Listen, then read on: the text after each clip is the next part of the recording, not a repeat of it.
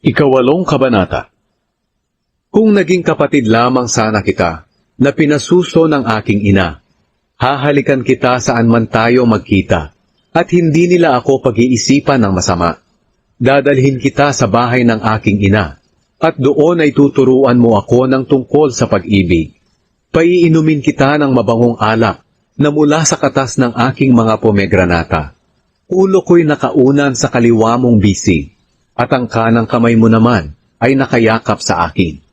Kayong mga babae ng Jerusalem, mangako kayo na hindi ninyo hahayaan na ang pag-ibig ay umusbong hanggat hindi pa dumarating ang tamang panahon.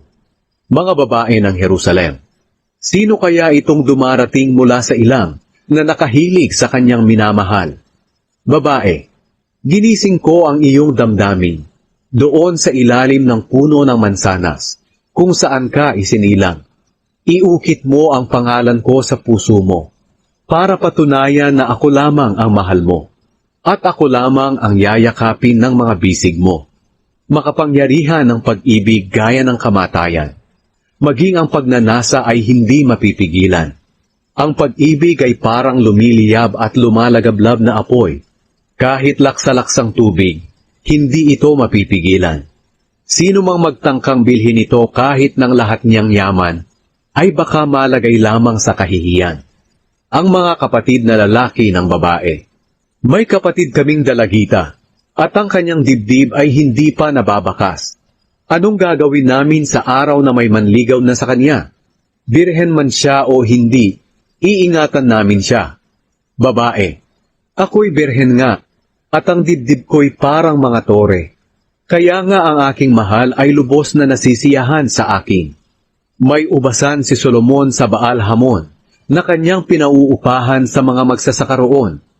Bawat isa sa kanila ay nagbibigay sa kanya ng 1,000 piraso ng pilak bilang parte niya sa ubasan. Ikaw ang bahala, Solomon, kung ang parte mo ay 1,000 piraso ng pilak at ang parte ng mga magsasaka ay 200 piraso ng pilak. Pero ako na ang bahala sa sarili kong ubasan. Lalaki, o irog kong namamasyal sa hardin, mabuti pa ang mga kaibigan mo. Naririnig nila ang iyong tining. Iparinig mo rin ito sa akin. Babae, halika aking mahal. Tumakbo ka ng mabilis, gaya ng usa sa kabundukan na punong-puno ng mga halamang ginagawang pabango.